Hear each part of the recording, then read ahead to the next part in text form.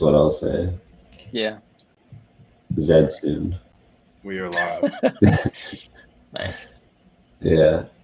I'm sure people will start filtering in, but yeah, let me. So all we have to say is that BG's on the stream and people are there right away. Good or bad, right? Let me find the link. Yeah, there you go.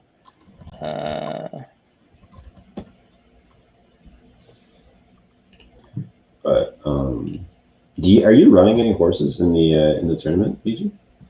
No, not yet. Because we got the new RV and we're trying to, like, it's still not packed, so I have no time for actually running horses. I'm just like straight up looking at data when I get a free second. Are you planning to? It really just depends on if we get everything done in like before the tournament ends. I'll run your horses for you, man. No problem. there we go. Yeah, then I'll have to. I mean, first I have to just run some horses and figure out if I have any worth a damn, because I might not. You and me both. No, you definitely have some. You have some horses. Yeah, but I got a bunch of donkeys at this point.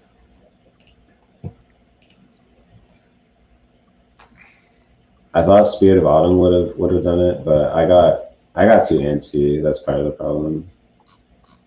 I had her up at 47%, I think it was, in the mid distance, and I just kept running her. So it's like, I don't know. She's just like, I don't like the idea of just like benching my best runners just because they reached a high percentage. And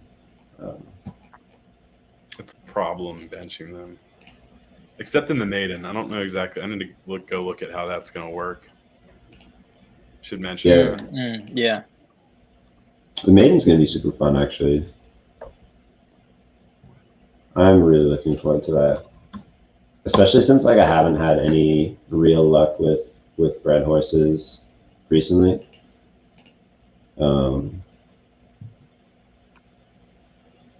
It's weird. It says that we're not streaming it. Yeah, it glitched out and came back.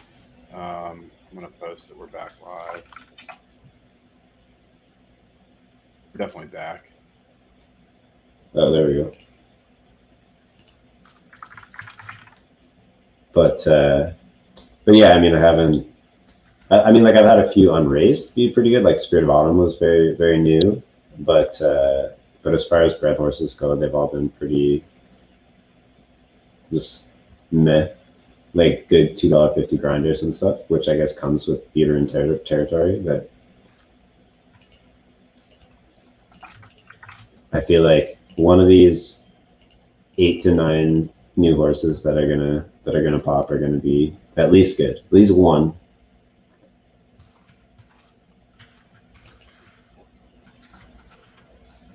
And yeah. I mean, I didn't have any breeding strategy. I just kind of like took out a dartboard and put on the Genesis that were in the stud barn, and just, pick them that way. That's probably better than in-house breeding, right? Yeah, probably. I look for the horses that have no good children, and then just breed with those because they're due. Yeah, they got they're the old gambler's fallacy, right? Yeah, exactly. No good children? No, they must have one in the pipeline. Mm-hmm. Hey, Gat said, "Hey, Winks." This is a joke for anybody that's just entering the stream. I didn't actually do that and wouldn't. Fortunately, the people saying "hey" are in our Discord enough to know you're probably joking, but good. I like the disclaimer. My horse, First Treasure, has 15 wins and 3 second places. Wow. Yeah, she's special like that. That's the one that you benched. Yeah, I benched when I first got her because what was it she did? Why did I bench her? Because she I think it was because she didn't get fire in any of her first 3 races, but she won her first race and then got 12th and 11th in her next 2. Yeah. And then I started running her randomly in preparation for the tournament, and she won 3 in a row. still didn't get any fire. She didn't get a single fire until I started running her, I think, in free races. Yeah. But she wins, so there is that. And I think XYZED just summed up the entire stream, so I think we're good. Appreciate it, guys. No. Yeah, no, that's it. Financial advice. Take that to the bank. Only breed with loser. Only breed with horses that have no winners yet, because they're due. All right. No, we've got a few people filtering in. Good to see you guys that are regulars or hit up our Discord a bunch. So getting a little bit of a late start tonight. Mostly my fault again. Work's been a mess, but wanted to get a stream out there this week. We talked a little about the tools stream last week. We're probably going to do that next week now. Still working on getting that set up, but tonight we wanted to talk about base ability, distance preference, and a little bit more about the tournament, and base ability specifically being a little bit more kind of breeding / kid data that we wanted to talk about to build on the idea of, or both build on and or move away from the idea of kind of mean class that we've talked about before. Look at it through a couple different lenses and go from there. So, and then at some point, I think we have a little giveaway. Yeah, I haven't been able to get a hold of Zook.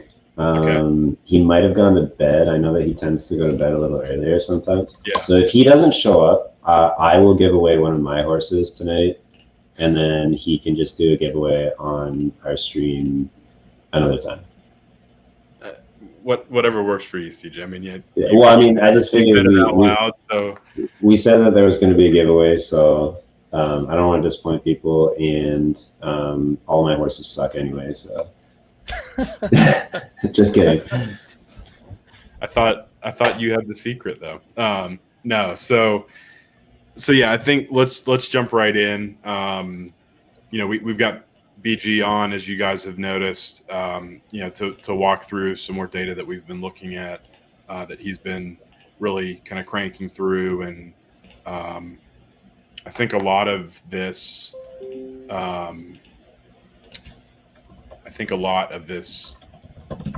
base ability stuff is really stuff that you were kind of looking at that,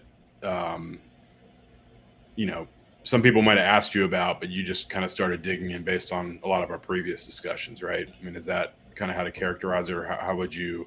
Yeah. How would you started looking at this?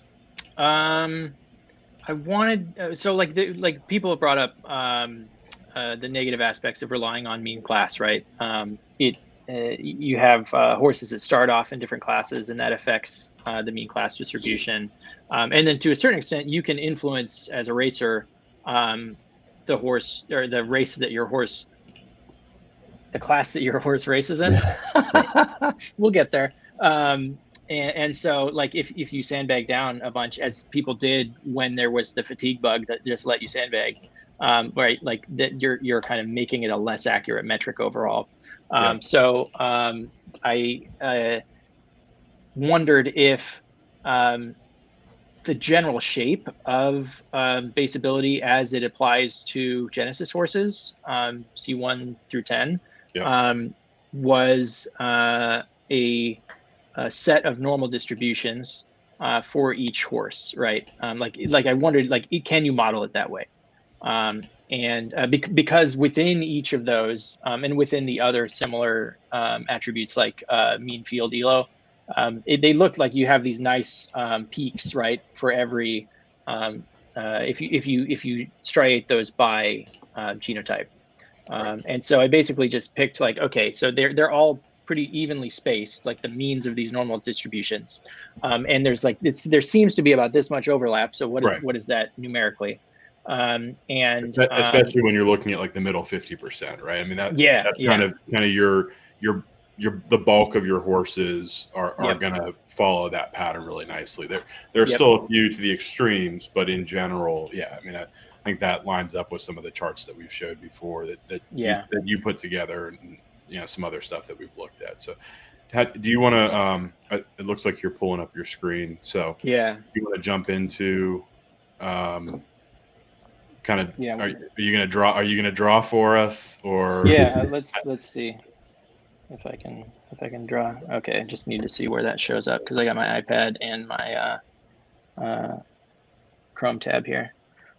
So I think the drawings are a lot better than my MS Paint. We'll see. I think they're pretty on par. I don't know. Don't talk BG up too much on that. No. Yeah. So I think BG, while you're drawing it, I think taking a step back, this is looking at how the base ability of parents correlates or kind of coordinates with the base ability of similarly numbered children or relevant children, and so it's what you're drawing is basically the overall idea of what we're looking at, where it's here are the base ability of Genesis horses generally, or the middle 50%, and on average, if we look at a combination of some of the Z's, this is what we're seeing, right? Yeah. So you'll talk about the spread, and you'll talk about the curve itself, and then we'll jump into some of the data. So yeah, exactly. So if we look at each of these curves, right, each of these peaks is like the mean of the distribution of base ability for each genotype, and this is just looking at Genesis to kind of simplify things. Right. And then if we imagine a Z1 mating with a Z4, we would expect if things work like we think it does, which is that the base ability of the child is the average of the parent's base abilities minus some amount, which I've also modeled as a normal distribution. And this math all works because you can add and subtract and take the mean of normal distributions. Yeah. And so like here, like we might expect this Z5 that's made from a Z1 and a Z4 to look something like, okay, so like the midpoint is here, and then we're down here because there's some degradation. And so like the result of this, so like this is a Z5 from those two parents. Right. And like this curve is going to be the curve for any Z1, Z4 Genesis pairing. And the way we model this is that it kind of sets the boundaries on performance for a Z5 that is the offspring of a Z1 and a Z4 Genesis.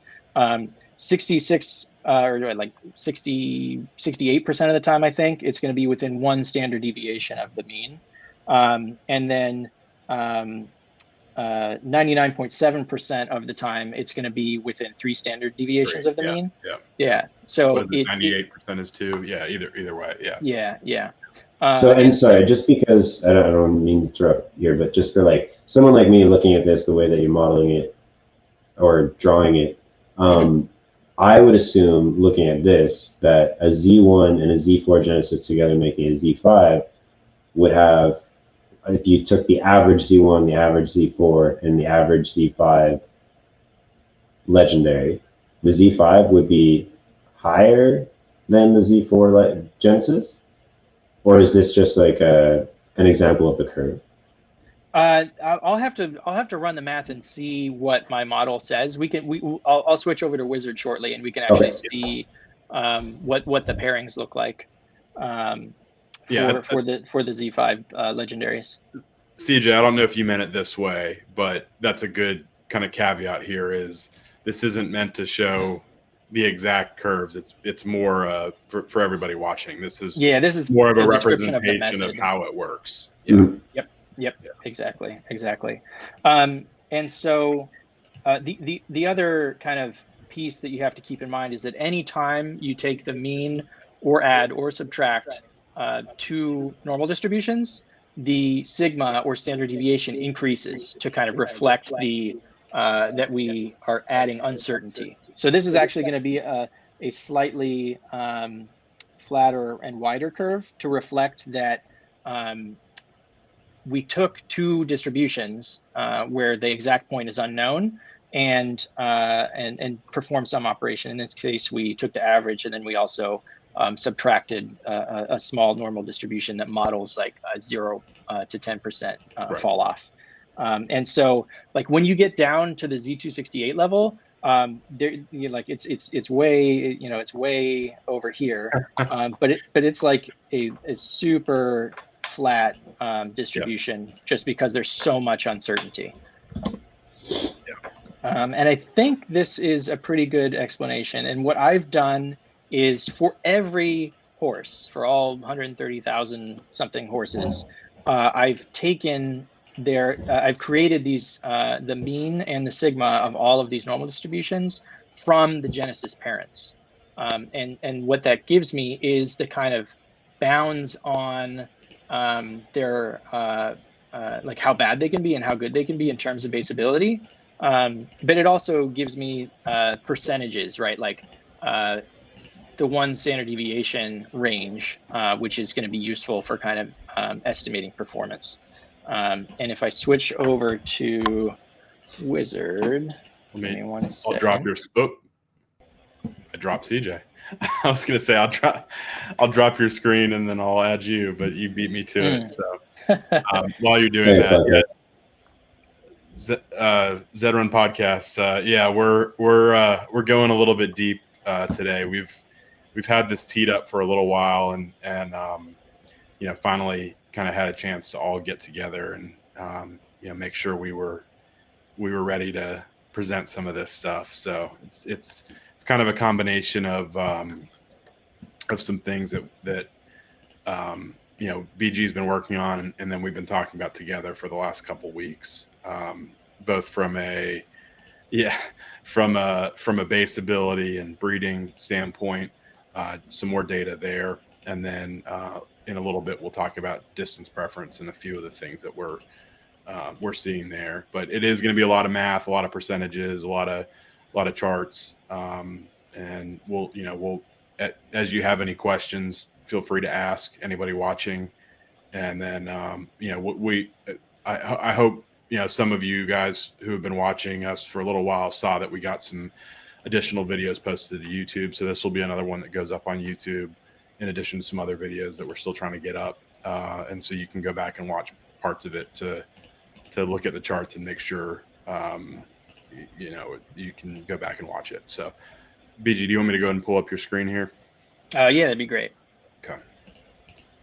All right. We will sit on the, I'm gonna actually go full screen so you don't have to look at our faces.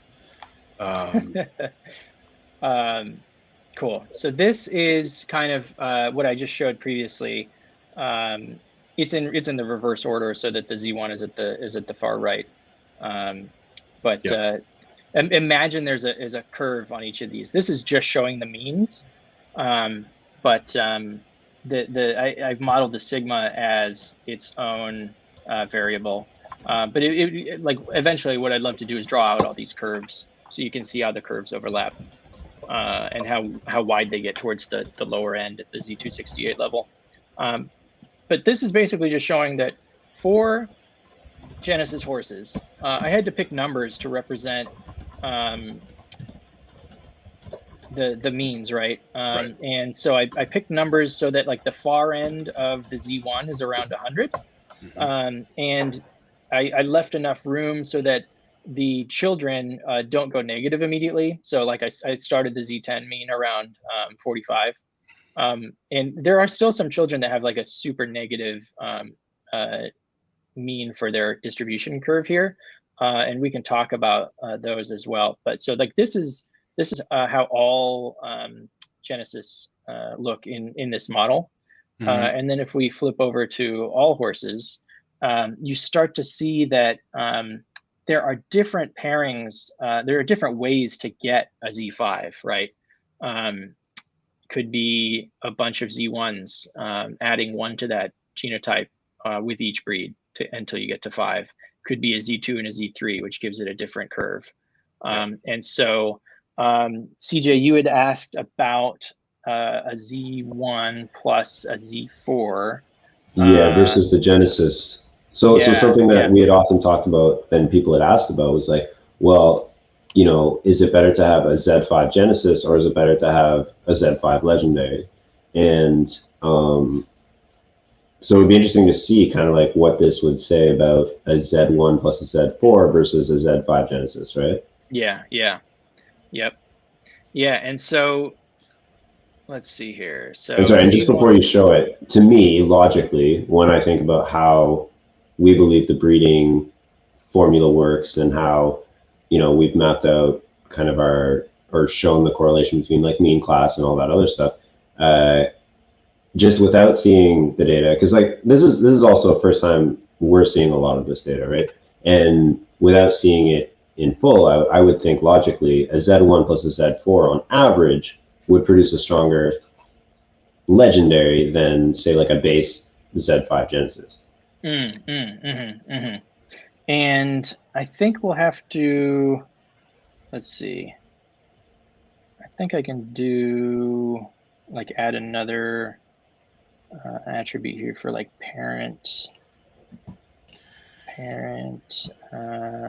genotypes. So yeah, the Z1 and Z4 pairing comes in, where is this? Oh, well, so in this data set, we also, I guess, have to do the parent bloodline formula. No, parent formula.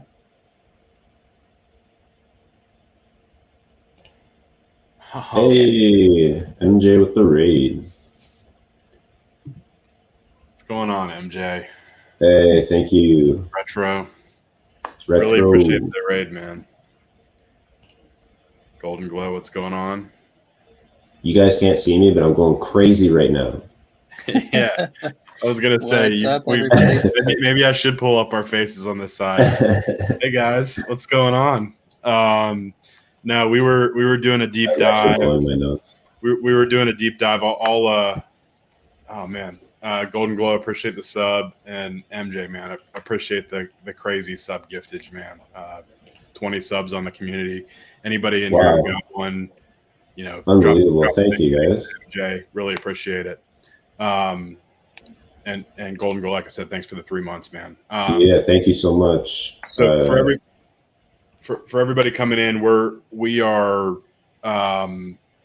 really doing a deep dive tonight. We're working with BG, as you guys can see. We've got him on tonight, working through some base ability stuff that he's been working on. We started off, showed a few kind of base ability charts, normal curves, if you will, and we're looking at what the combination of the kids look like and what, you know, how that cascades down to different breed types. And so specifically right now, BG's kind of jumping in and looking at, right now we're looking at as kind of Z5 combinations to see what they look like. Yeah. But overall, we're just trying to look at basically support some of the stuff that we've talked about in the past with base ability and breeding theory, with the actual numbers behind the some different, you know, calculations for the kids. And so we'll talk a little bit more about what those metrics are and, you know, why we're not just using mean class. But right now we're specifically kind of digging into Z5s, talking a little bit about this predicted score that BGU put together and kind of going from there. So yeah, and I would highly encourage anyone that just got here that is interested in this to go back afterwards and kind of look at the more in-depth explanation that BG gave just before the raid, just so you can kind of understand what it is that he's showing here.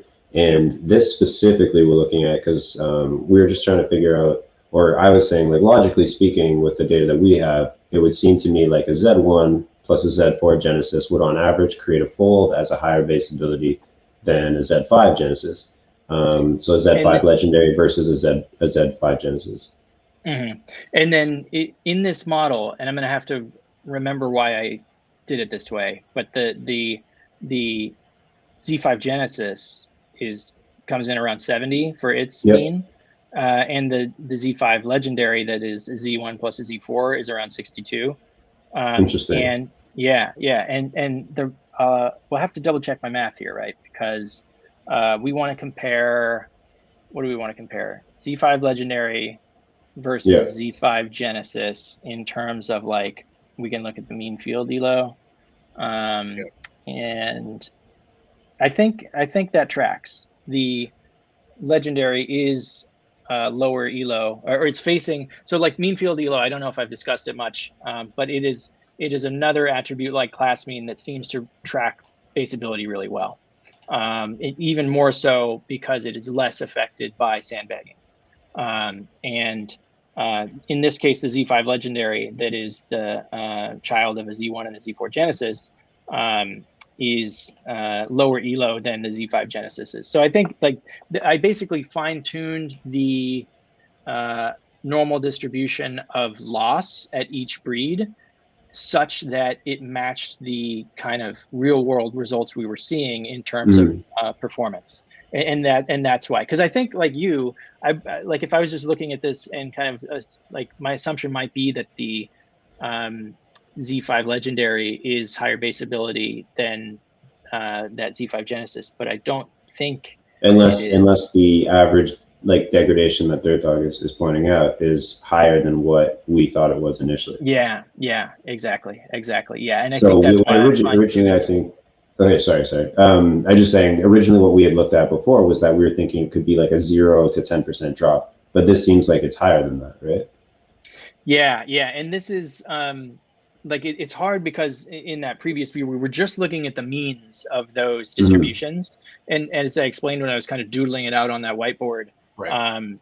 The mean not only is different, but the standard deviation as well. So it's a flatter curve, and so it encompasses more points on that curve. It's less precise because the two things we are taking the average of are already normal distributions, and so even though there may be less degradation, there's still a wider range of ability that horse could be. But the really cool thing is that this metric, even if we just look at the mean of this, in my database I just call it the ability distribution guesstimate. It correlates very highly with performance, and performance specifically around where it ends up in the class hierarchy. Like the idea that, like, left to its own devices in like a totally naive racer's hands, it's going to rise to a certain level and then basically bounce around there a little bit. And that's, so we're kind of just trying to infer the base ability with this, and not necessarily the distance preference or the variability or anything else like that. But this is important because I think to accurately predict those other numbers, to predict variance and to predict distance preference, you first have to get to an estimate of base ability. Yeah, absolutely. Yeah. So that's kind of the focus of this work. Right. But that is what I was going to say, with those curves being, kind of flatter and wider, right? If you're just looking at like a spot score, it doesn't necessarily capture some of the noise around, around your values. I mean, even here we are looking at the middle 50%, the box and whisker. There it is a little bit tighter, but overall the spread from min to max is higher, and that's kind of what you're saying, right? There's a little bit more noise across, and even here we're not fully removing.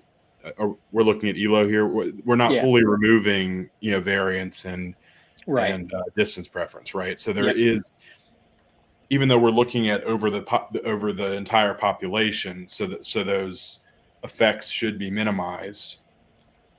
they're still kind of showing up here in the numbers we're looking at. So it's as close to baseability as we can get at this point by looking at the ELO rating, or or before we were looking at the mean class, and those numbers are pretty similar, right? Yeah. And so what your estimate is based on those scores that we were talking about. What was it? 70 and 62 or whatever it was. Those scores are based purely on the mean values here, right? Yeah. Yeah. So and Dallas just asked a good question, which is there a race filter on this data? So I usually add that, and it wasn't in that previous graph. So I just filtered to horses with at least 50 races. And you can see that it got even clearer, right. that pattern. Yep. Yeah, and I mean, something that MJ is asking about, just if we're ever going to be able to predict distance preference or variance. And I mean, like, that's kind of what we've been working on for a while, like trying to, different things that, sorry, if you're asking if we're ever going to be able to predict if it's passable, it's not passable. Like, there's no correlation at all. There's no correlation between parents and kids in terms of variance and distance preference. I actually, you can ask BG, I drilled him for a while about the distance preference thing. Like, I asked for different combinations. I asked for looking at different siblings and just isolating specific cases. So I mean, just in terms of being able to isolate the variance and distance preference from the horse itself, and being able to look at it as an attribute that we can measure. That's something that we've been trying to do in different ways. I don't know that we'll ever be able to do it with 100% confidence, but I think that especially something with the folded scores that we were using was an attempt to eliminate variance to get a and really trying to account for variance and distance preference would just that's what we were trying to use to get a cleaner look at baseability. So, I think that's the key. I mean, so we're not even talking about from a young horse. What we're talking about is looking at any horse and figuring out, because our breeding theory that BG kind of started with a deep dive on the data, and we've kind of iterated on with him is trying to figure out the baseability of these horses and trying to put together the baseabilities that make the most sense. Not necessarily the best with the best. Yes, that would be great, but depending on where you're trying to race or depending on what you're trying to do, there are kind of different reasons to breed with different horses, and so that's what we're trying to look at. To answer the question on distance preference, CJ kind of did. We've talked about folded scores at some of the middle distances. We're working hard on distance preference and trying to figure out what that looks like and how to isolate that. And part of what we'll cover tonight in 5 or 10 minutes or so, probably for a little short time, is a little bit more on distance preference. But I feel like we got a little bit of a curveball with stamina that we're having to work our way through. And so yeah, I mean, that's kind of what the divide tonight is talk about baseability and breeding and some more things that we're seeing, and then work our way into distance preference, talk a little bit about racing and some of the stuff that we've been seeing, and then maybe end with a little bit of tournament talk, but kind of look at data throughout. So and to give away. Yeah. No chaos. Just as far as the middle distances that I mentioned before, there is less distance preference at around 1600.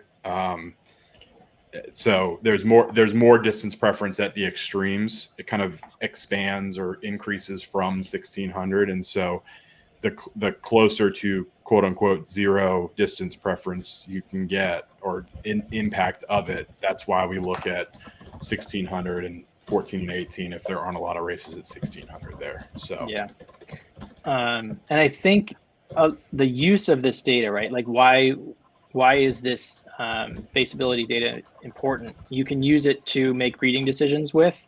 And you can also use it to isolate the effect of distance preference and variance. And if you have a good model for it, you can do it with a fewer number of races, right? So like you can, with each race a new foal makes, you can start to assess the probability that its base ability is at the high or low of its potential range, right? So it's about reducing waste in terms of like do you need to race 20 times, or can you race 5 times, and kind of make a good assessment of the horse's ability.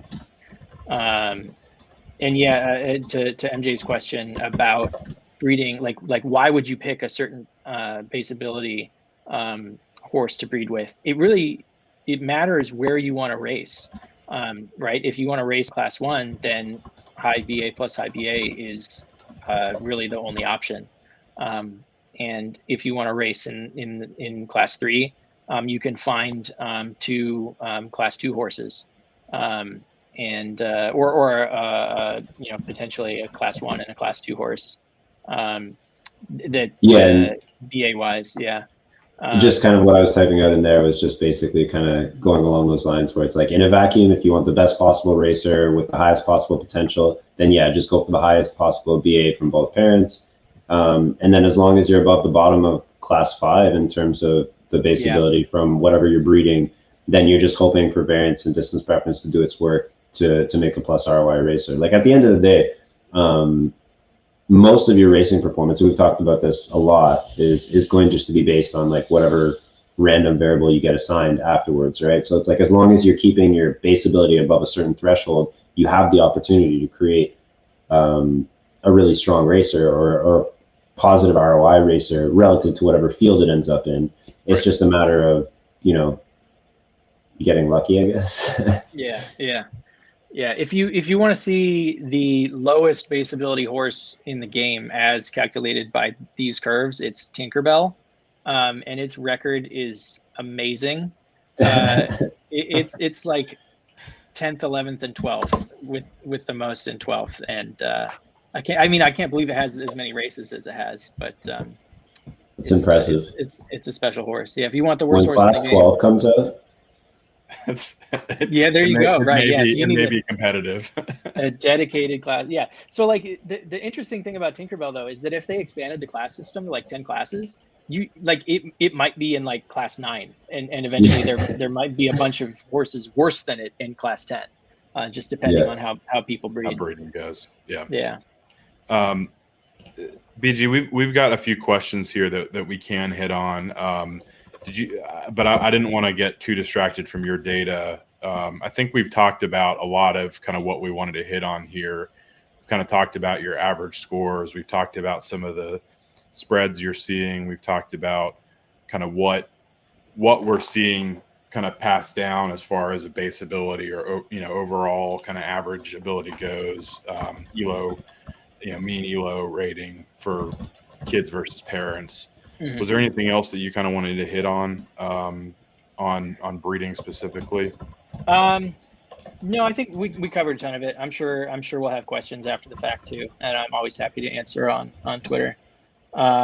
AC Wolf is I like that feedback. I mean, who knows? Someday I might find enough time to make a tool out of all this. But like people ask me questions all the day, like, can you look at my horses? And I give my opinions based on this data. So hopefully it's not just teasing people. I'm generally pretty happy to look at horses and stables and whatnot. Does that answer your question? Yeah. No, I mean, I think that's right. So, there have been a couple questions around like middle distance and 1600s. I mean, I would say, go back and check out some of our kind of previous breeding discussions. We had BG on a few months ago to talk about kind of what base ability is and what that looks like and breeding. But overall, we're not talking about like 25% winners at these middle distances. When we're talking about really high level, when we're talking about folded score, it's a specific calculation that's that the horse has more finishes in the top 6 than the bottom 6.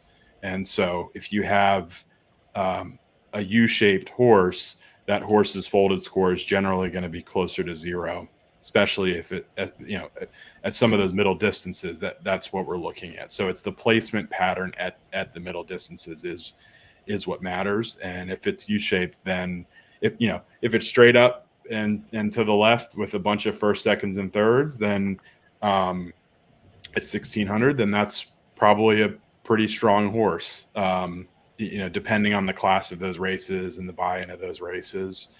But no, we're not trying to say that you just put together 2 good racers at 1,600 and you get a good horse out. So, and I think it's important too to remember that all of this stuff is like, it's a general data set. So this is supposed to give you like a signal of what you can look at. Right. It's not meant to tell you that this specific horse is going to perform or breed a certain way. You always have to look into the individual horse afterwards to make sure that, it lines up. Like, if you're breeding unraced, this might be a good kind of like guideline to follow.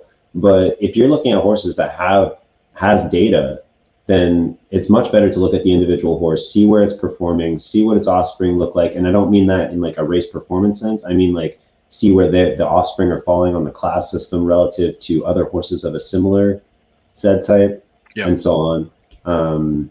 Because you can get information from that, right? Like this is still just very like high level data, and then you really need to dig down in order to like figure out what meets your needs.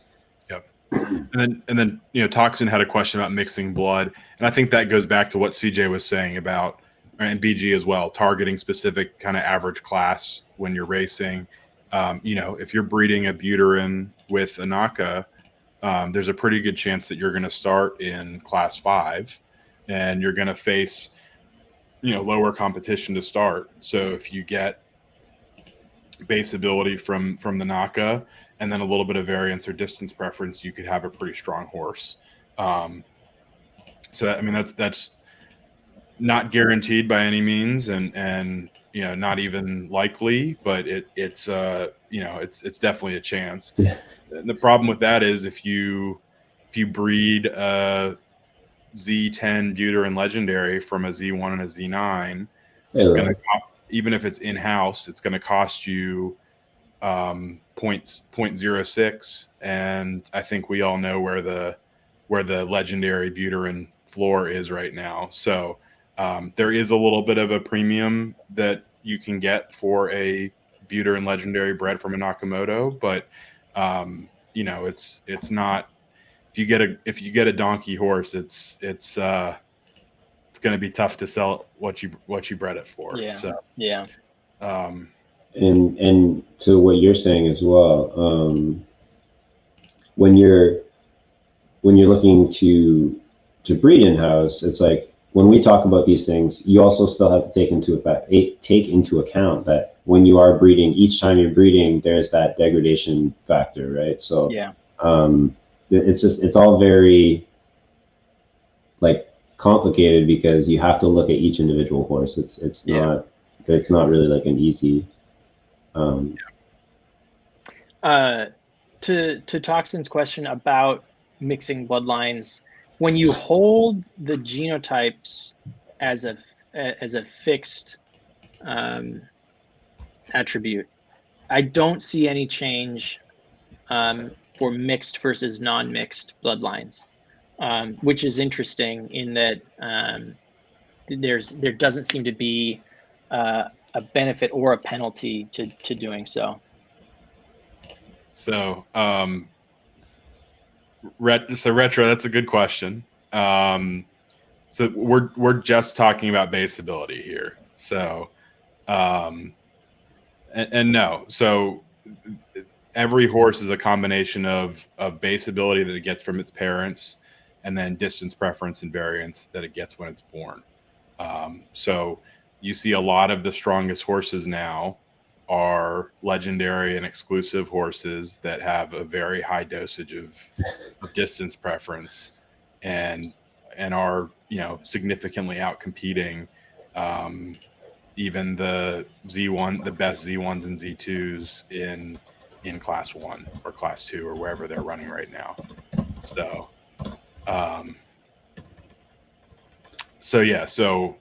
you know, I think we've hit on a lot of the questions.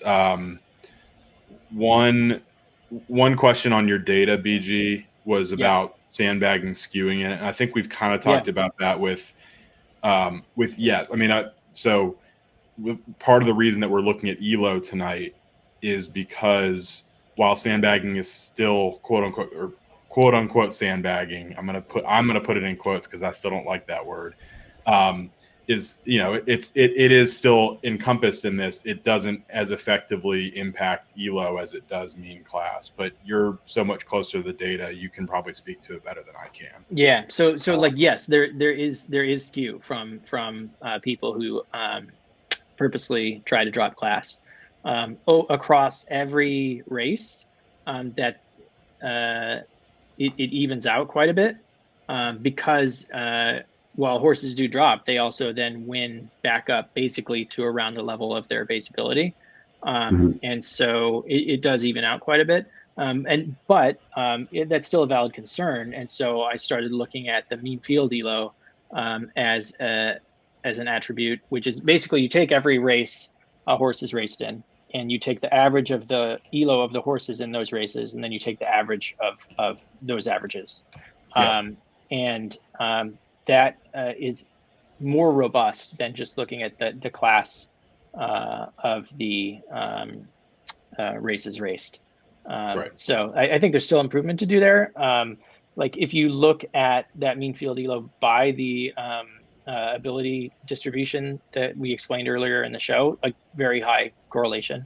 It explains like something like 63% of the variation. Which leaves room for distance preference and variation and variability to explain the rest.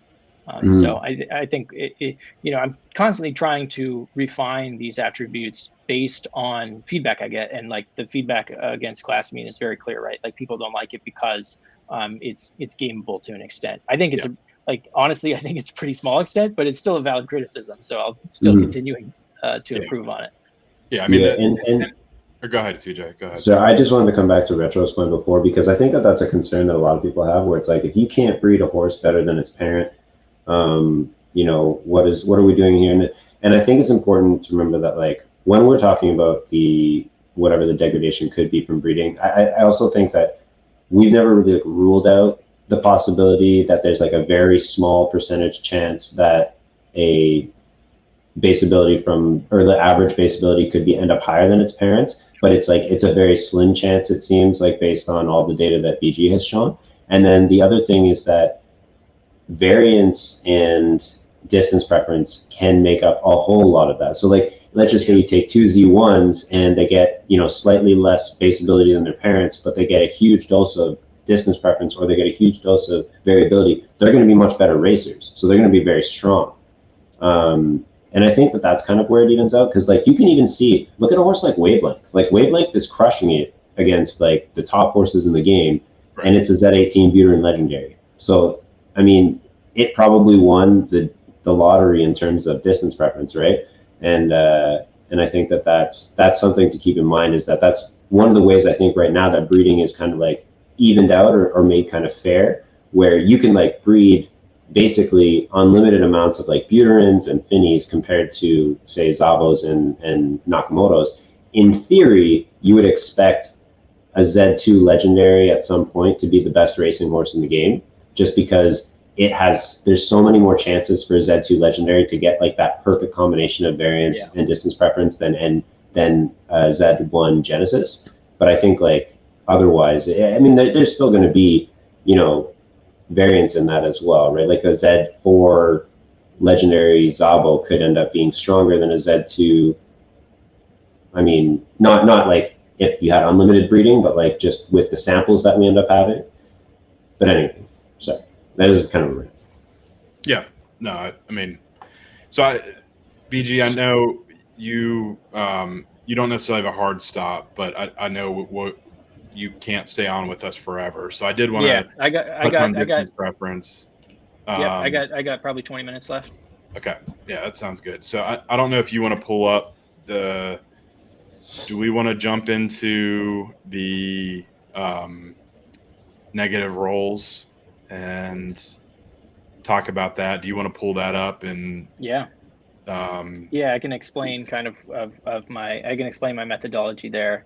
Okay, and just before you get into the negative rolls, we just do like a quick overview of, for those that haven't watched our videos before, when we talk about distance preference, we look at it as, or at least we have looked at it in the past as something that grows away from 1600 and is strongest, or it used to be strongest at 1000 and 2200, then 24 and 2600 were added, which increased the distance preference for long distance horses even more. And then we looked at it as like there's like a global role in each race that affects, or that like multiplies on your distance preference attribute, which is a modifier directly on your base abilities. So what you would see is something people call the Spook Chain. The reason that exists is because distance preference gets applied globally, whereas variance is applied individually. And so what we used to see was, or what we have seen, is that there's a positive and a negative distance roll, and that's why you would see those flips when a long distance horse would say be running at 2400, but a short distance horse would win and the long distance one would be in last.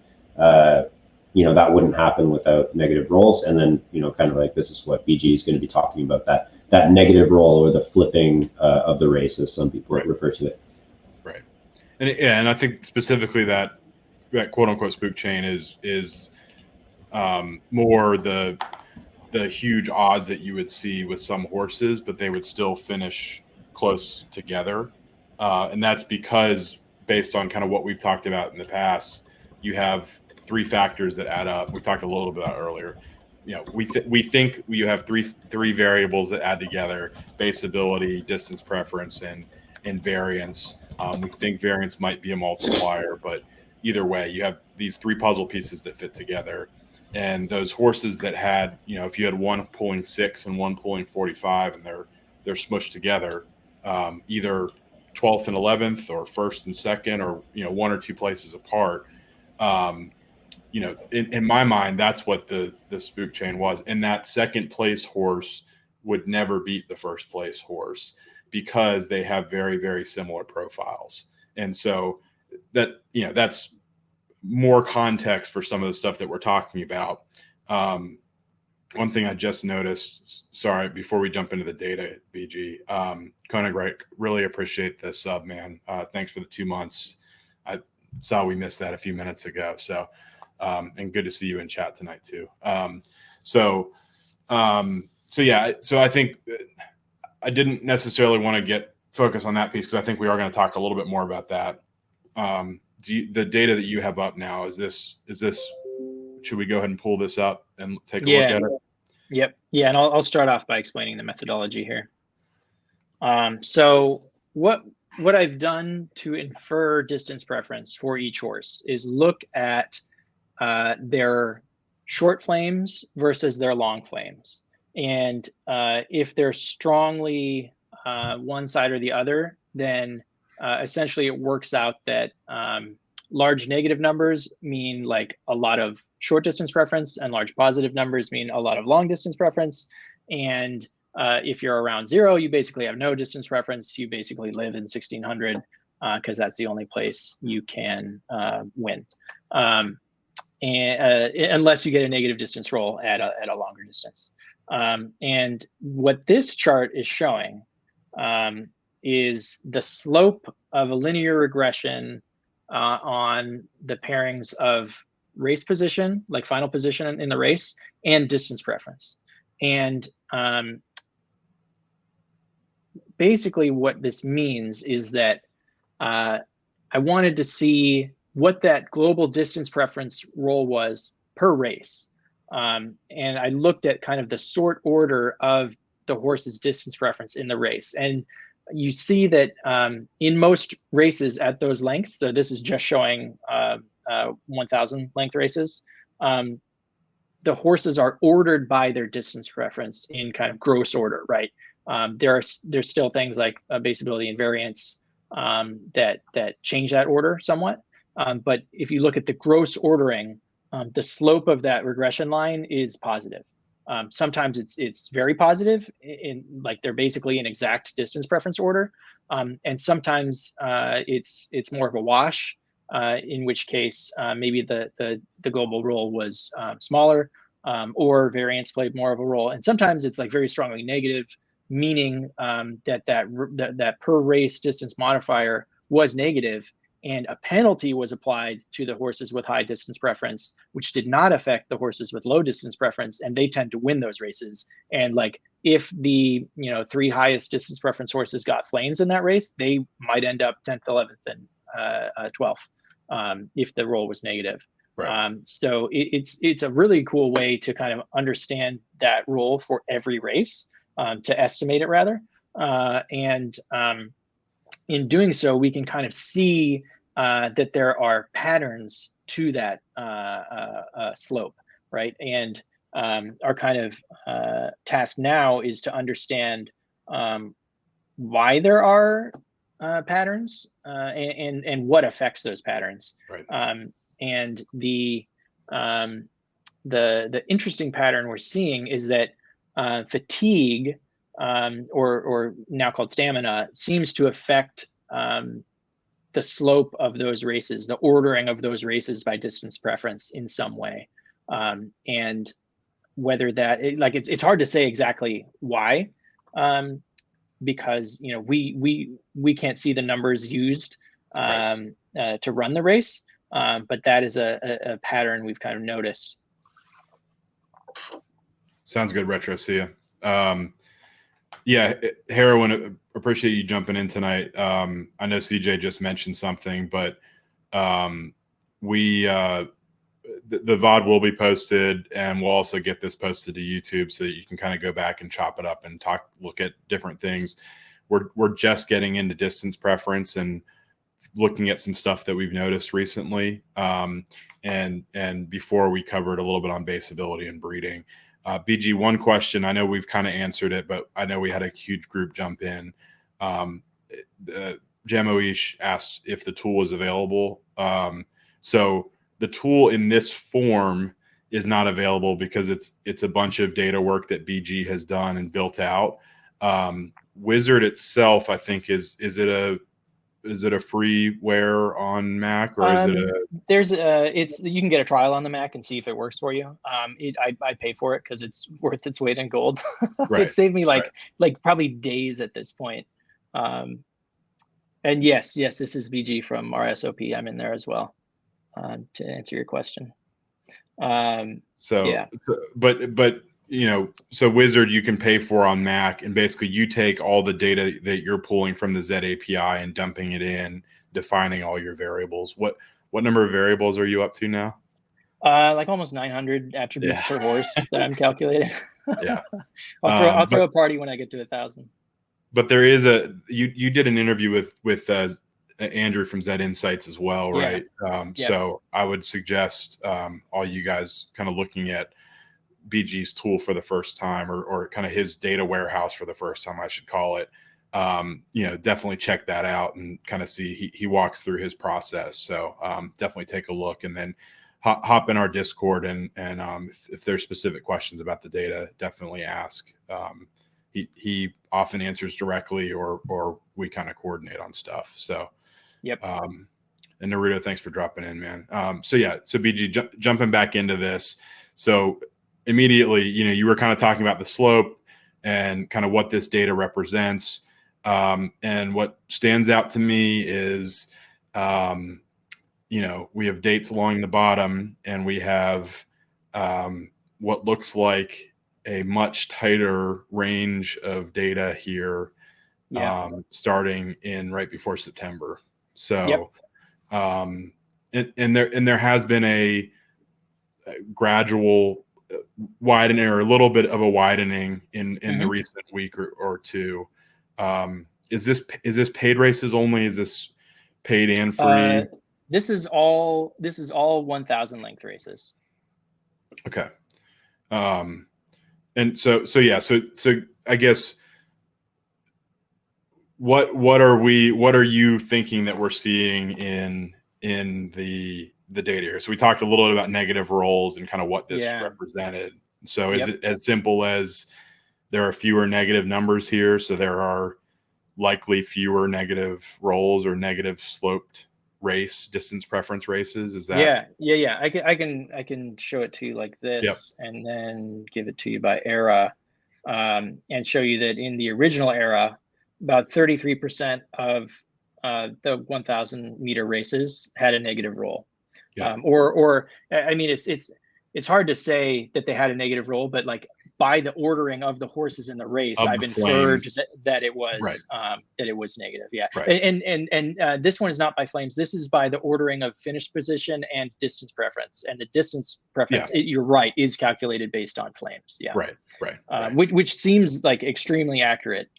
Like I love that they gave us historical flames, because it's so much better than odds of predicting distance preference. Right. And that's kind of that. You know, when we look at like Haku, I mean, that's how he kind of breaks down his buckets too, right? It's where you're getting your percentage of flames and what that means. So I think we all kind of look at it in the same way there.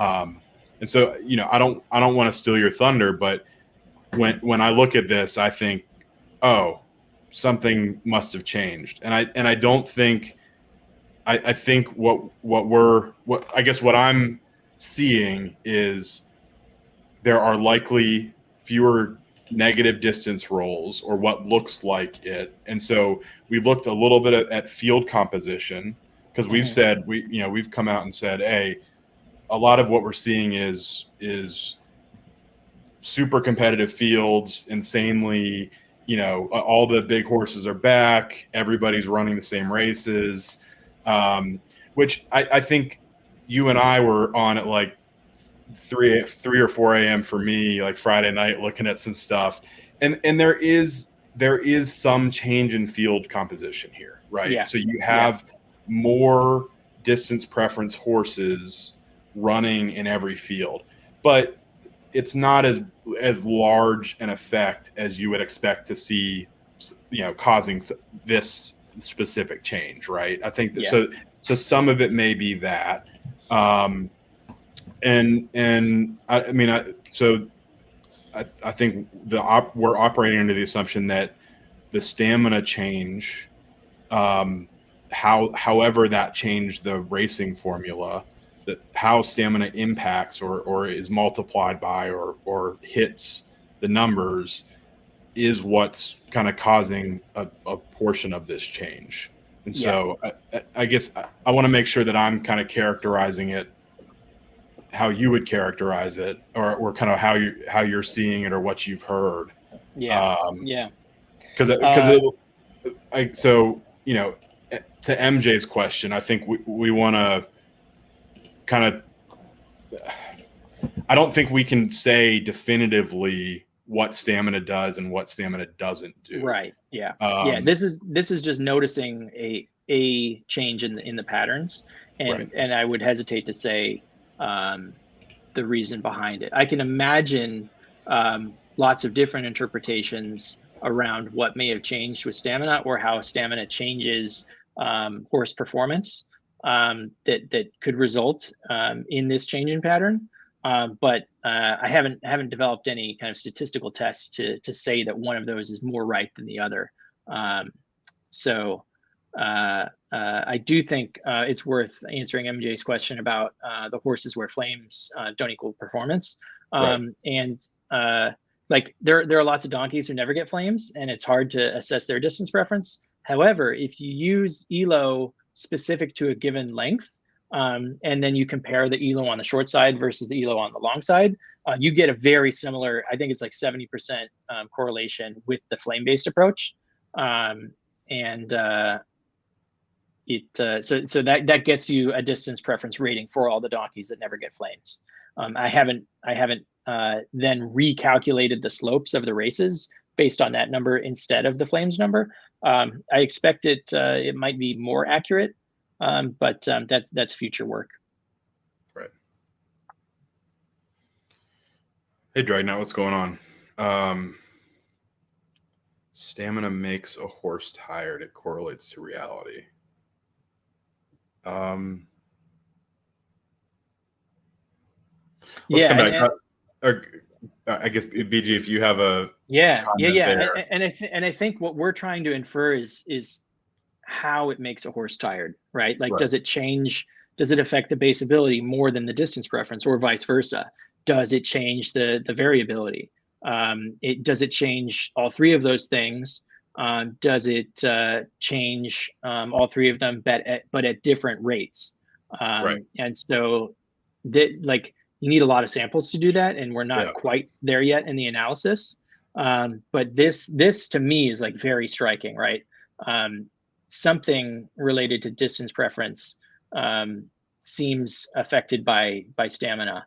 And we can't really say if it's just distance preference or if it's distance preference and base ability and variability, but it's a striking change. And I think we largely stand by a lot of the comments about, the stamina change not directly impacting performance. But I think we're looking at things that may have changed that are kind of related to that, but not directly related to the number of firsts you're going to get, right? So I think this is what we're doing is we're presenting things that we're seeing in the data. We're not necessarily saying that,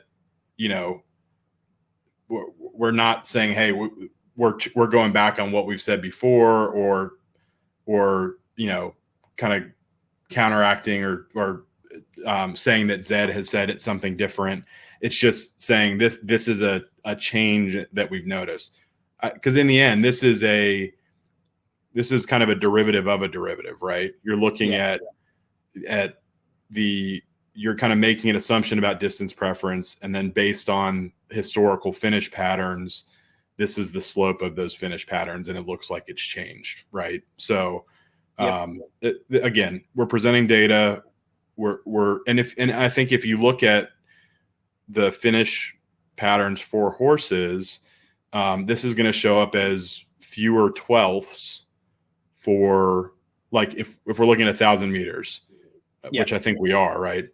1,000-meter winners, strong short distance preference horses, are going to end up with likely fewer twelfths, which if you're running with full stamina, that makes sense, because if you're running with other horses that have more stamina or less stamina than you, or more fatigue, then those horses are going to finish behind you. So I think that's, those are the type of things that we're kind of talking about or presenting the data and kind of having people think about. I've been kind of rambling. Like CJ said in chat, Naruto, really appreciate the subs, man. BG, I don't want to steal your thunder though, because a lot of this is the data that you're seeing. So, what other kind of stuff do you want to hit on? Again, I know you've got to jump in the next 5 minutes or so. So I did want to respond to MJ's comment around speeds and times rather, because I still do think that the time change we saw, which people thought was performance related, I still think that was purely cosmetic. I think looking at at this data, it seems like now we can infer a reason for some of the position distribution changes that we've seen, and that's unrelated to that time change, right? Because the time change, I don't think correlated to the changes we've seen here, which I think has been kind of the position of everybody on this show, right? Which is times are a kind of second or third order variable. It's very hard to recover accurate signal from them. Yep. But in terms of this data, there's not a ton beyond this yet. I think this is worth continuing to look into. I don't know if you want to stop sharing this so we can have something less boring than some graphs. But So and I think the kind of consolidation of the couple topics that we've talked about, distance preference, I think there's been some question of, is the spook chain gone? And I think what we're seeing part of with these negative rolls and part of with some other things that we're seeing, I don't think we think it is. CJ, I know you're on mute. I want to make sure that I don't speak for you, because I know you race a good bit more than I do, and I think a good bit more than BG does too. Yeah. But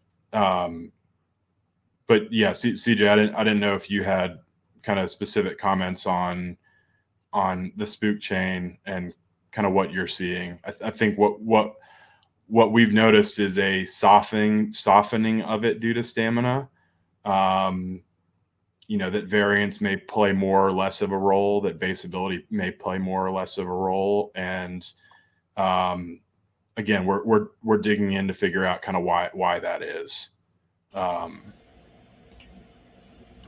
So yeah, I think softening is accurate. Yeah, no, I think that the changes are related to, or what we're seeing is all related to distance preference personally, but there's still a lot to investigate. So I think that, there's been talk about the spook chain being broken and other things like that. But I think that if you follow what we've been saying for a while now about how distance preference works, you can kind of see, looking at something like this where the range of distance preference seems to be affected in some way. You could see why you might start seeing results that you wouldn't typically see before that happened. But as far as the actual race results go, we're still seeing the ordering, and we're still seeing the results that imply that nothing has changed about the spook chain itself in terms of how distance preference works. It's just more about the strength of the distance preference and how much variance is affecting that. So yeah, it's not gone. It's just there may have been some kind of shift that we're still investigating, but it definitely still exists. Yep.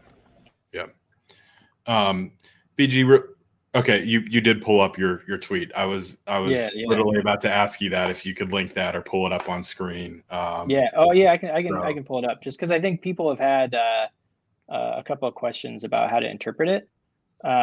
So let me share this real quick, and then I gotta go because I have not eaten yet. Yeah. Okay, share this tab. Boom.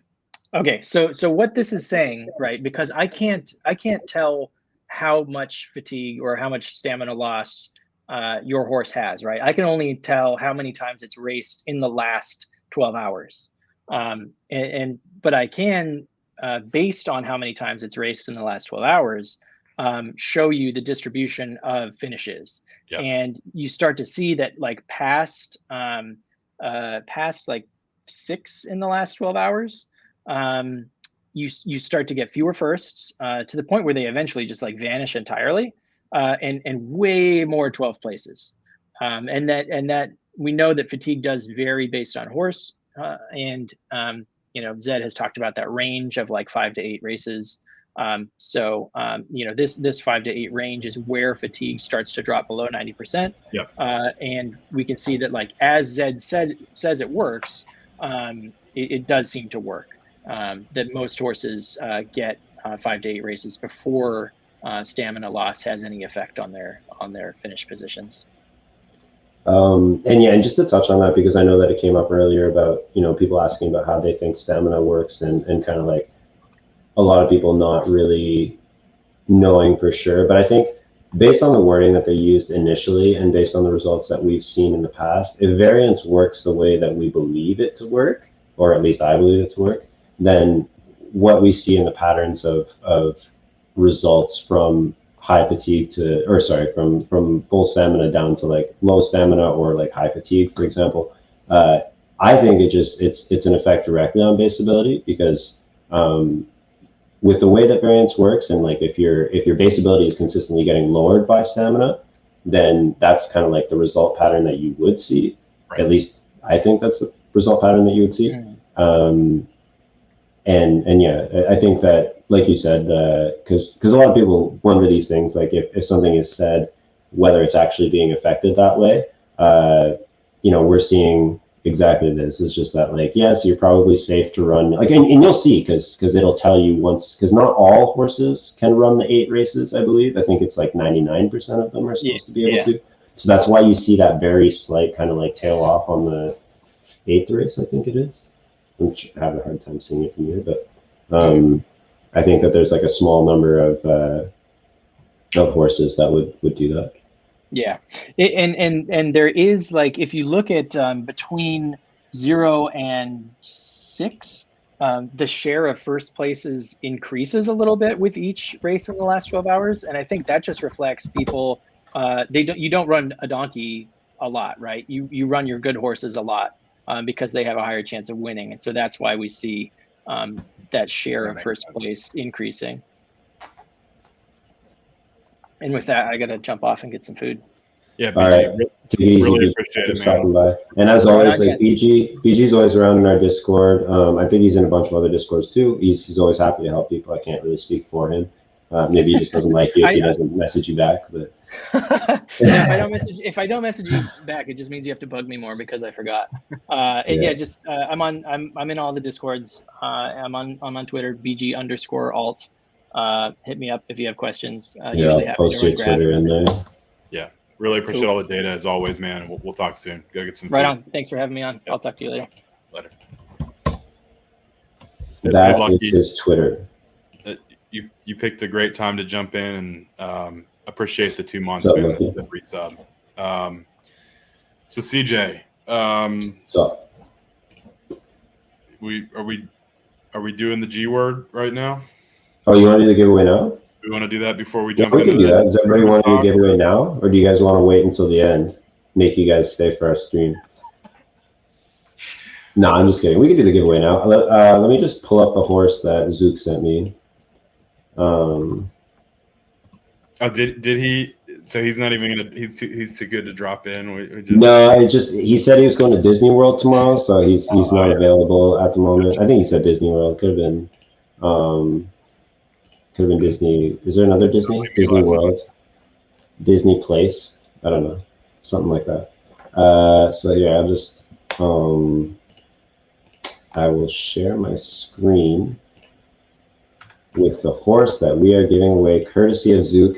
And now, if some of you don't know, the reason why Zook is giving this horse away is because I challenged him on Twitter when we both entered a Class 2 race together, and my horse absolutely destroyed his. So then that was kind of the side bet. I was going to say Pink Slips, but he didn't want to give Dank away, I don't think. But yeah, so I think I have the horse up, right? Do we want to show the race? Oh yeah. Let's show the race. Let's see. This is a great race too, and this is my new horse. I got her last week, early this week. She's a Z3 exclusive filly. One of my favorite colors, Alizarin Crimson. Her name is Spirit of Autumn, and she's kind of a beast. I haven't been sharing your. Oh wait, no, that. Oh, that's the giveaway horse. I'm gonna pull up my screen. Okay, yeah, if you want to pull up the race.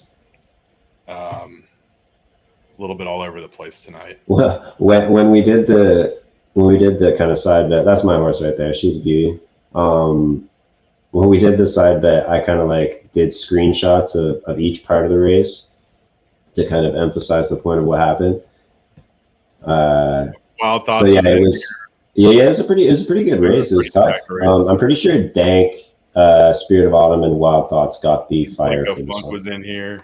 Yeah, it was a pretty tough race. Better at other distances, but yeah. I run Spirit only almost exclusively at 1600 and 1800. So I don't do calls. So if somebody wants to pretend that there's some kind of call going on, that's not my thing. Yeah, I could call the call. We already know what happens, right? So, so no, I mean you've got CJ's horse here in the middle, Spirit of Autumn. Yeah, you could tell from the beginning she wanted it. She was leading the pack most of the way. I was gonna say taking that early lead. Usually, that's not a great sign. So, Yeah, but she didn't take the first break. That's the important part. Yeah. Although I've noticed a little bit more lately that horses that break first with like a really strong break, I've been winning more. Maybe it's just anecdotal, like but I've seen a lot of that. Like at 1,200 meters. Yeah. Or like these huge gaps in like the long distance races, they get these just like massive breaks early, and then just like no other horse can close the gap. Oh yeah. The slingshots have almost have kind of died off a little bit. Yeah, it seems that way. Once the time's contracted, actually, that's kind of when it started going away. So here goes, oh, Dank, breaking way too early. I knew this at this moment. I knew what was going to happen because it wasn't like a great break. I don't know. Usually that 600 meter mark for 1,800, if you haven't broken by there, you're in trouble. But she's got a good kick. Yeah, it's a heck of a horse. And now it's just a matter of time. But yeah, so this was the race. Right before it actually ran, I just kind of like shouted out Zook on Twitter because I knew that we were in the same race together, and I just asked him if he wanted to have a side bet, and Spirit Autumn had to kind of like Spirit with the win there. Yeah, Dank with the 5th. So, but no, Zook's a good sport. We were just talking about it a little bit, and so he wanted to come on stream tonight, and it would have been great to have him. But yeah, like I said, I think he went to bed early tonight, and then I'm sharing the. We got started a little late, so yeah, right, I'm gonna take mine down, put yours up. So this is the horse. Yes, this is the horse. Salmon Dance. It is a Z37 Elite filly, so it is nice to have a filly, and oh man, and it can breed already. It looks like. There you go. I don't know the actual date that it was bred, but it seems like it can breed already. So so yeah, I don't know anything about the parents,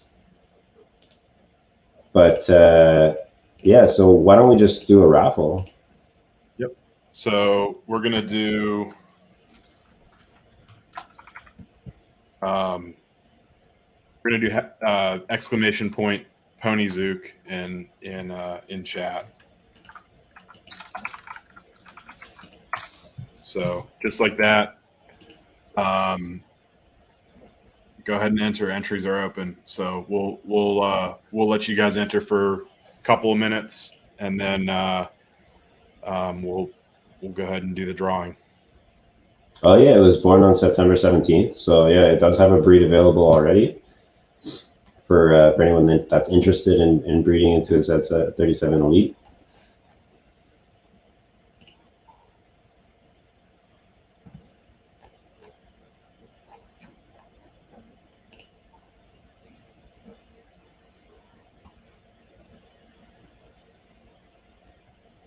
Yeah, I thought it was funny, man. The tweet right afterwards showing the finish line, and yeah, I was trash talking a little bit on Twitter just for fun because I noticed that Zook likes to trash talk people on Twitter. It's all fun. But if Rob or Soul Spanish win, we're re-rolling because they don't need any more horses. I'm just kidding. We can't do that. Or heroin too. Yeah, exactly. Or heroin. We reserve the right to re-roll if we don't like the outcome. All right, we'll let it go for 30 more seconds, guys. All right.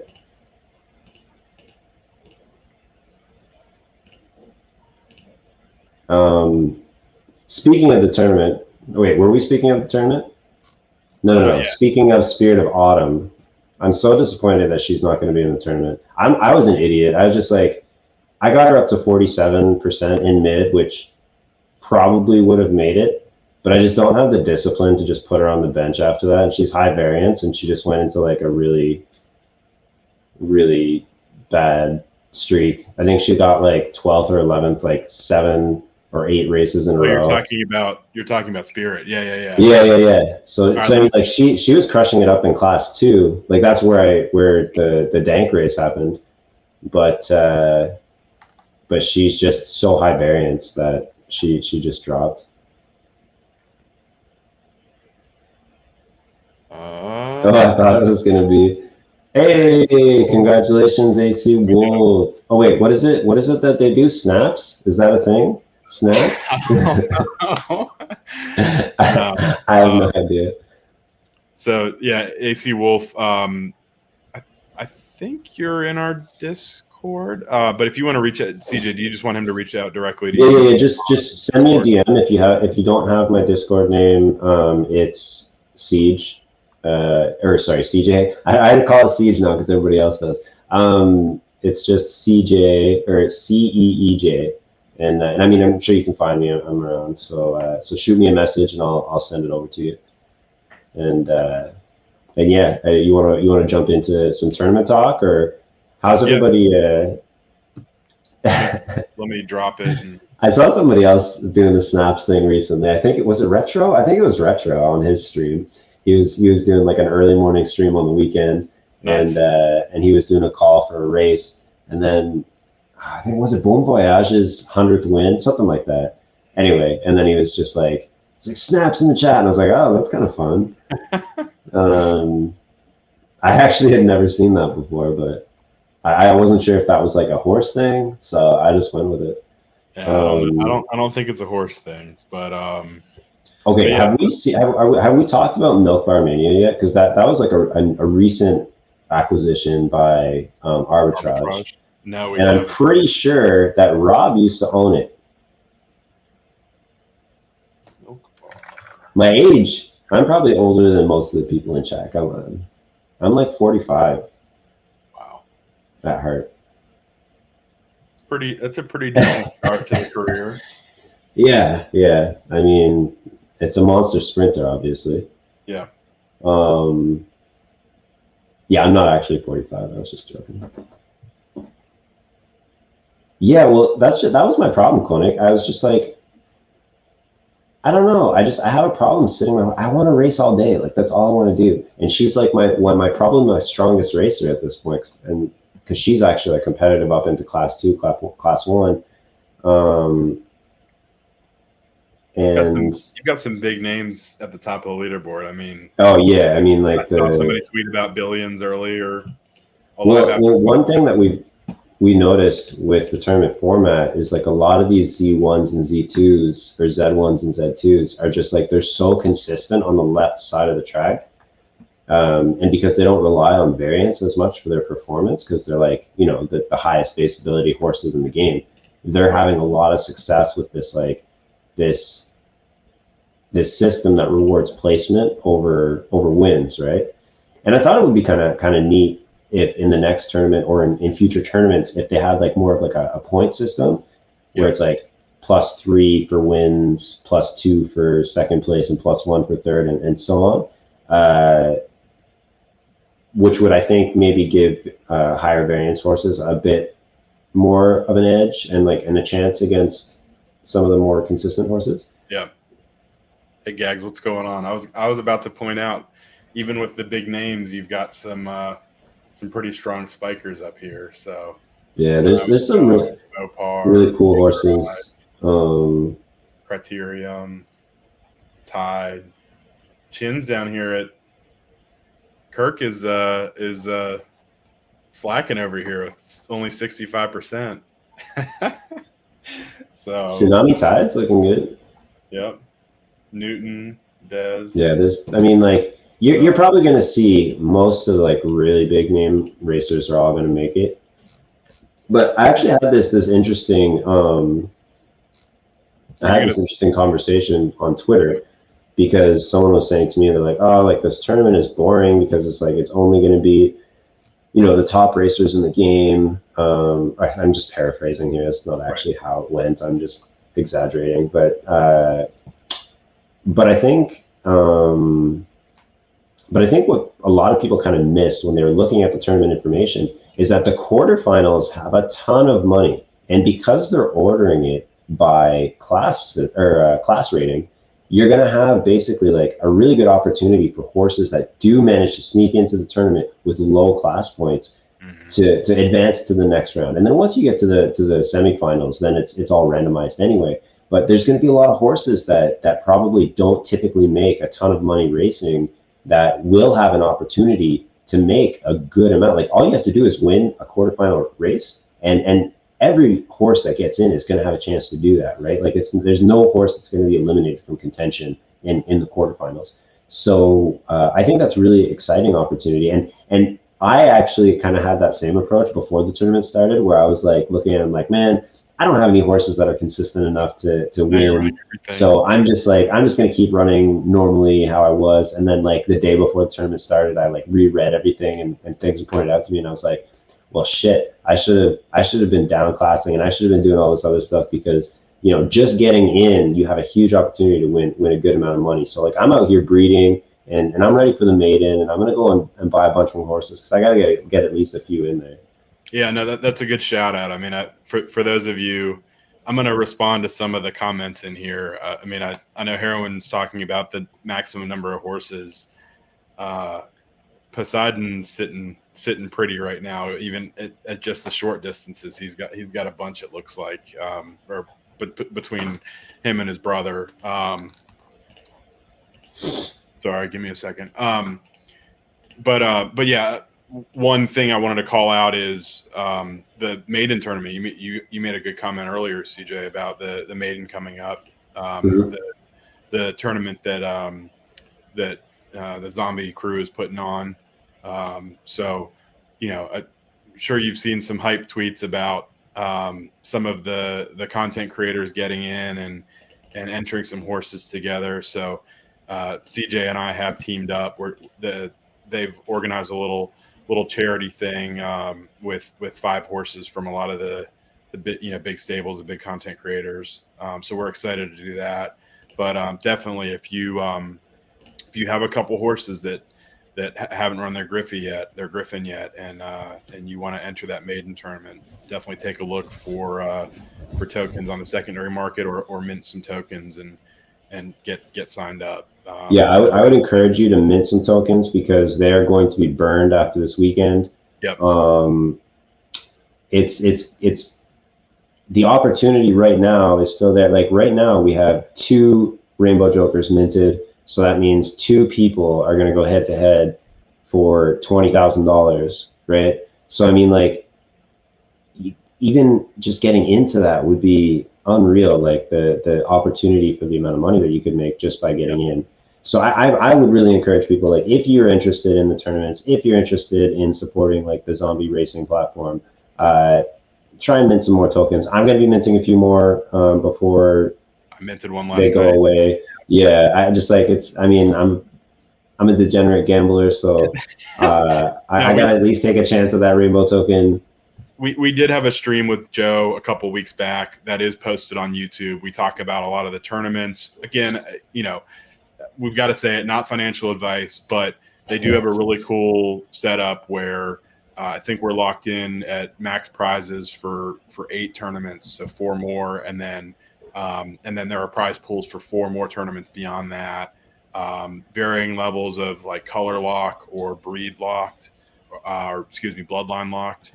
And then, you know, from there, all the details are in their Discord, which is linked on that video. So you can go to their website and then go to the Discord and check it out.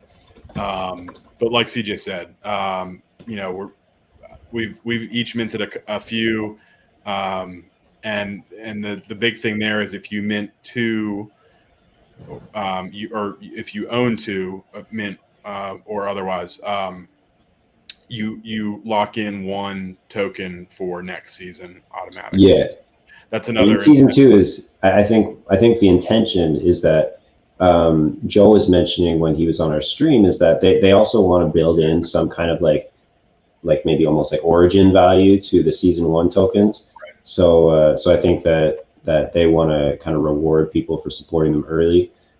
That's my interpretation of what he said. So don't hold him to anything crazy. But yeah, season 2 is going to be lit, and like, I mean, you just look at the prizes that are in these tournaments, and it's crazy. It's almost crazy not to compete. Like for the cost of a token, the amount that you get into, and like how much fun it is, and the built-in value of the token with like minting those cards and everything. I mean, maybe you're not into that stuff, but it's It's a lot of fun. It's I'll actually, instead of just scrolling. So this is kind of getting away from like the ZED Grand tournament going on right now. No. But it's tournaments that are going on, right? So the maiden's starting tomorrow. You've got until Monday to run, I believe, the Griffin and five races with whatever you enter. 1 token equals 1 entry for it, but that's on top of this tournament, which we're so I guess tying it back to what we were talking about before. You've already got a ton of horses with great win percentages or place percentages. We were looking at 192 before, 48%. But you're going to have an influx of, I think, I haven't seen the latest numbers, but there were several hundred horses entered in the maiden already. And a lot of us are making our final decisions, tonight and over the weekend, or breeding more horses. So. Oh yeah, I'm sure that there's going to be there's going to be a lot of horses coming into the ecosystem in terms of racing over the weekend and into the last week of qualifying. So I would also expect like all of the percentages to be going up because you got to think with hundreds of new horses being raced, there's going to be a few gems coming out of that.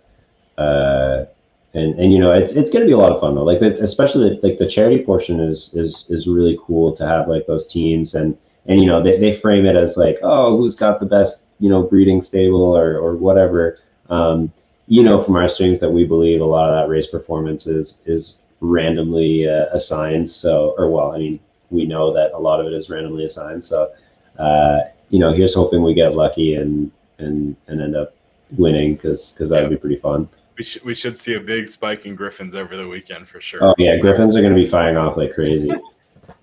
Ozzy, for your question on the 1v1 token, I'm not familiar with that specifically, but if you do have questions, I would definitely jump onto their website, jump into their Discord and check out all the content because they have several sections on each tournament and how the tokens work and some videos linked and stuff like that. So take a look.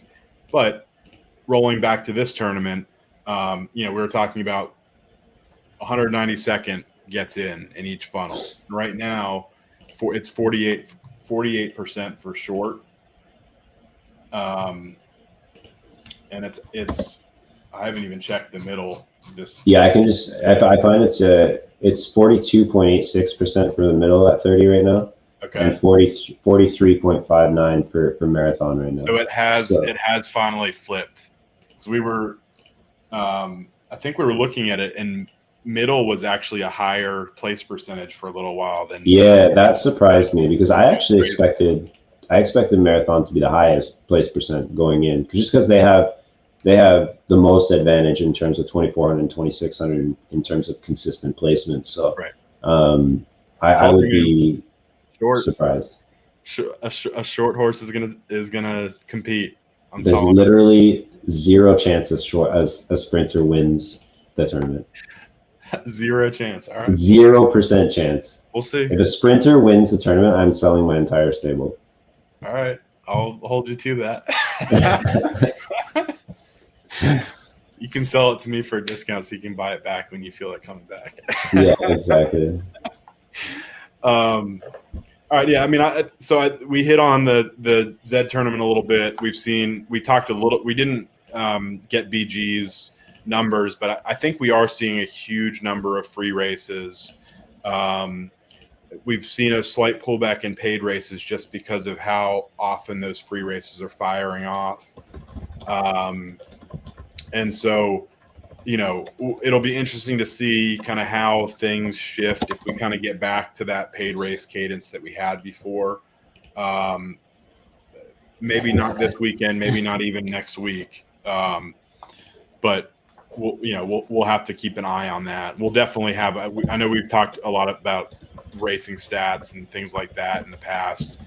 Kind of showed charts on stream. We'll definitely pull those up and take a look at some numbers coming up. Maybe if we can get that tool stream next week lined up, we'll start off with 5 or 10 minutes of just kind of a racing update of what we're seeing. But I think we've kind of hit on a lot of what we wanted to talk about tonight, CJ. I mean, we spent a lot of time on base ability and kind of breeding and some stuff that we're seeing. We rolled into distance preference with BG and talked about the negative rolls and talked about the Spook Chain a little bit and some things that we're seeing there, and just we're continuing to dig into the numbers and try to figure out what's what. And then we've talked about kind of tournament and what things look like. We had a little giveaway in there. I don't know. I've talked a lot more than usual today, I feel like. So did you have anything else that you kind of wanted to get into? Not really, no. I think that there was a lot covered today. Plus, I'm still quite sick, so I'm ready to just kind of like lay down, do some racing, maybe try and sell some NFTs and buy some more horses. Yeah. I think that, we have some villains. Yeah. What's that? Said buy some heroes and villains. Yeah, exactly. No, I think that tonight was good. I think I'm good to go. I thought there was some good engagement tonight, and I'd like to pop over to Sean vs. All. He's streaming right now. No, not Metaverse Hero. Heroes and Villains. It's a new. I'll send you a message. Yeah, it's a new thing. Talk to you after, MJ. Yeah, and as always, if anybody has questions, you can reach us in our Discord. We're always available. I feel like it's almost like a full-time job at this point. Like I feel like I'm in there, and David is in there, and like half of the we call them our extraordinary equestrians that are kind of like mods and like kind of our original group that came in with us and kind of started up XYZ.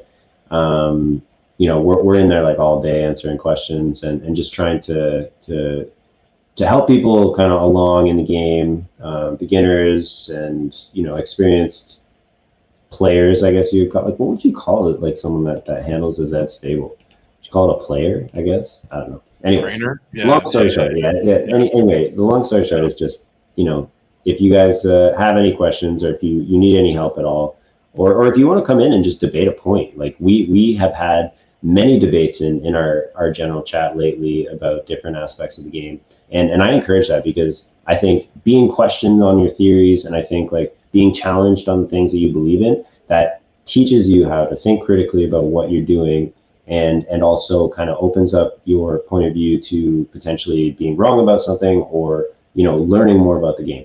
So yeah, we encourage you to do that if you see something that you either have an opinion on or disagree with. And the Discord link is right below the channel. So if you click the banner that says Discord, it'll take you right to it. So yeah, hop in. Again, appreciate the support, guys. We're gonna continue to talk about the data we're seeing, especially on the racing side. We are gonna probably have some streams about the tournaments, especially if our maiden horses do okay. We might have to show a bit. Yeah, and if we do terrible, then we might not stream for a few weeks and shut down the Discord for a while. That's right. We'll still do the tools stream next week with hopefully MJ and Cryptog. So keep an eye out for that. But yeah, we might lay a little low if our horses do really poorly. So yeah, like CJ said, before we hop over to Sean versus All. Drop us a follow if you haven't already. We're trying to get up to 500 followers on Twitch before the Melbourne Cup in a couple of weeks, and if we do, we'll throw in a couple extra horses for a big giveaway that we're doing with Sharky Rob. We've talked a little about that, but appreciate all the follows tonight. Appreciate all the gifted subs, all the resubs, guys. Appreciate the support. Again, we do this for you.